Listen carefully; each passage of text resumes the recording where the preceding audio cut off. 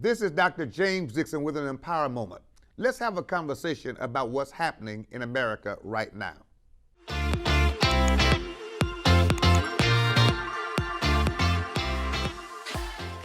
Hi, this is Dr. James Dixon with an Empowerment Moment. On November 5th, 2020, while we are awaiting the final announcement as to who will be officially President-elect of the United States of America, this election season has revealed so much to us about ourselves and about our nation. One thing's for sure, we know now we're not united. We're anything but united. We're actually a divided nation. Seriously divided. 50-50 almost. And the truth is, as a black man, most of us woke up to the reality that this nation, 50% of it, will support a Donald Trump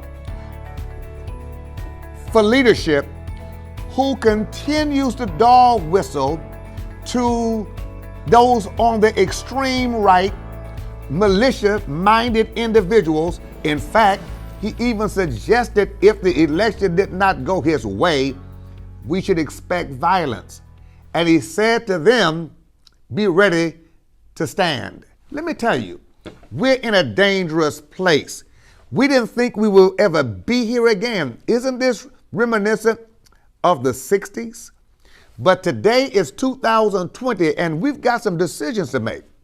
We've got to understand that America has not gone as far as we thought we had.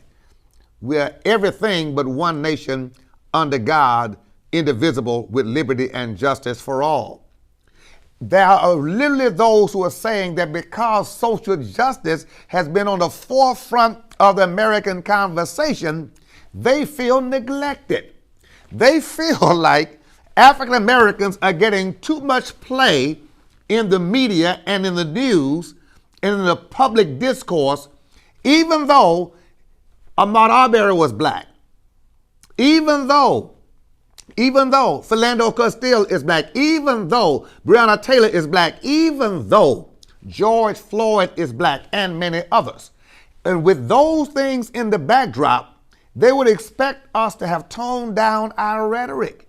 And they're literally saying, since the nation is so concerned with righting the wrongs done against blacks and browns in the way of social injustice, they're feeling neglected. Well, let me tell you, these are the things that we've got to concern ourselves with.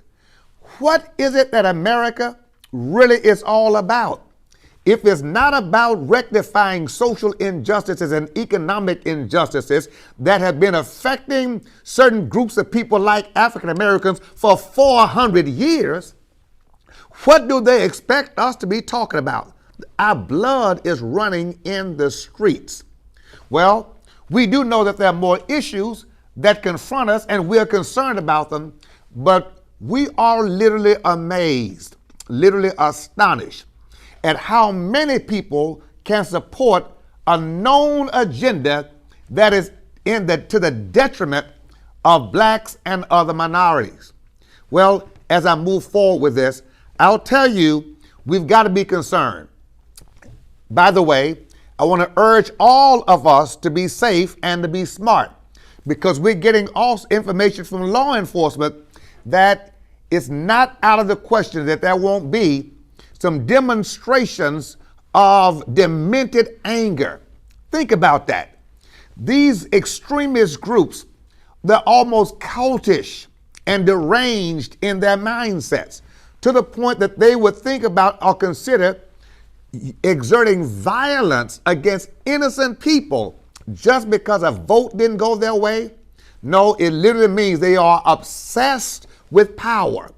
And they have fallen into a trap and a way of thinking that demonizes people who don't think like they think, and who they believe puts at jeopardy their power base. But today in America, we've got to reckon with the fact and come to terms with the fact that, as W.E.B. Du Bois said, Our number one problem is still the color line in 2020.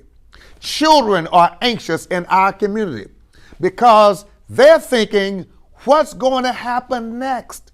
With people so angry, with people so filled with rage, simply because the color of our skin suggests to some that we should always be on the bottom and never make our way towards equal standing at the top. Well, my time is about up with you, but I want to say this to you as I close. It's going to take people who really love God, who really love people, who have the courage to stand up for justice and equality, to begin to unite people who are black, white, brown, and otherwise, to stand as one family with one future. And I'm saying to you, as we're leading conversations with African American leadership around this nation, we've got to remember this. It's our time to empower the next generation.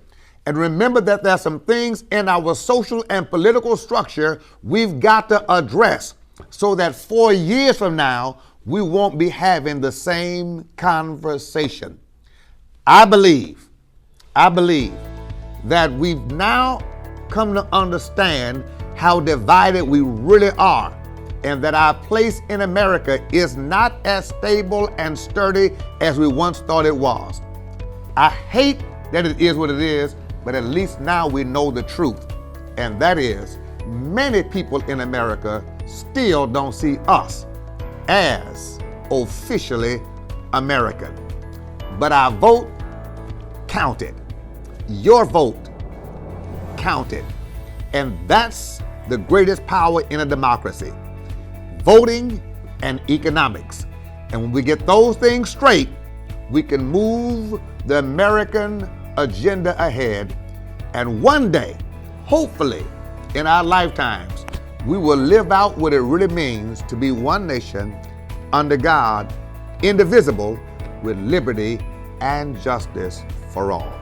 If you like this kind of conversation, please subscribe to my channel right now and click the bell to get immediate notifications when I'm going live. I'm always empowering you.